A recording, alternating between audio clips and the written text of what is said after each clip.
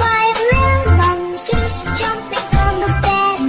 One fell off and bumped his head. Mother called the doctor and doctor said, No more jumping on the bed.